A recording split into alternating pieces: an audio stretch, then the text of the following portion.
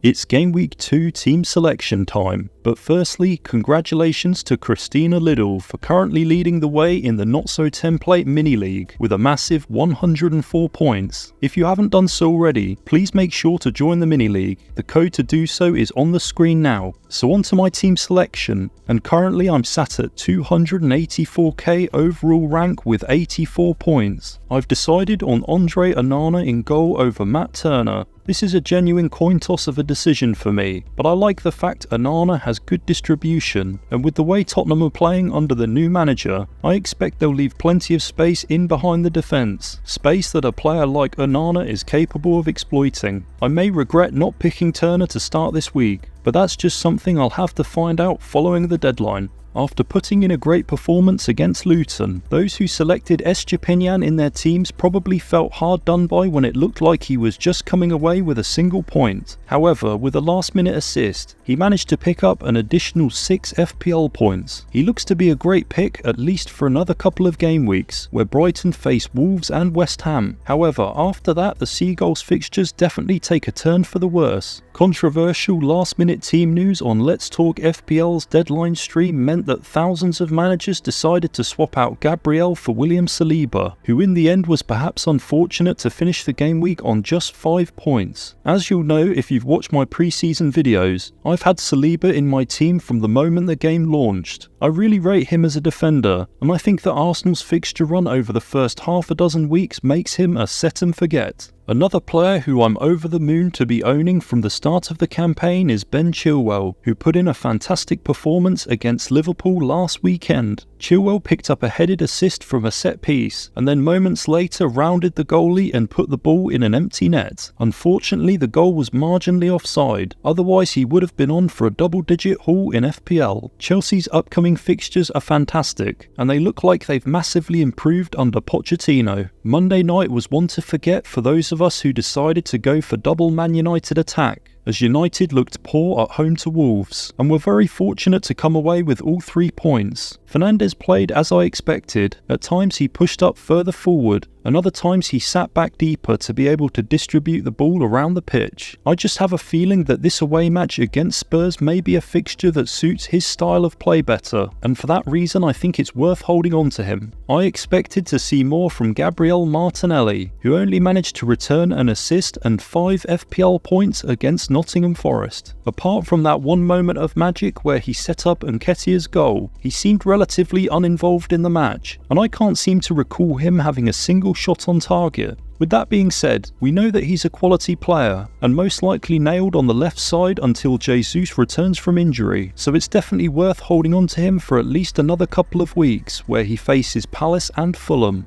As I mentioned moments ago, I was one of the many fantasy managers who decided to double up on Man United's attack. The main reason for this was due to their decent home fixtures at the start of the season. I'm not sure whether United just played badly or Wolves played very well, but either way it was painful not seeing any attacking returns from my midfield duo. Rashford didn't really seem up to it, which is something that I'll be observing closely over the coming game weeks. I made a brave call last week to go for a differential captain in Bukayo Saka, and following the Man City game on Friday night, it definitely looked like the wrong call. However, with a goal and all 3 bonus, Saka returning 10 points meant that I only lost out on 3 FPL points over those managers who captained Haaland. Saka started this season priced at 8.5 million, which I honestly think is 1 to 2 million less than he should have been, so the likelihood is that I hold on to him for the long term. One player who I was delighted to see a return from in Game Week 1 was my 6.5 million midfielder Moussa Diaby. Diaby played a very advanced role on the pitch in the match against Newcastle. He was up front alongside Watkins, and when Villa had to defend deep, Diaby was waiting further forward, anticipating a counter-attack if they were to win back possession. He's a definite hold for me this week at home to Everton, where I'm hoping he can build on the impressive performance he put in last week. The first spot up front goes to Diaby's forward partner Ollie Watkins. Watkins had what I thought was a very quiet game at St James's Park, which to be honest didn't really surprise me considering the quality of Newcastle's defence. This week I'm expecting much more involvement from Watkins, and hopefully he can open his account for the season against Everton. A couple of interesting forward options in João Pedro and Nicholas Jackson are also firmly on my radar.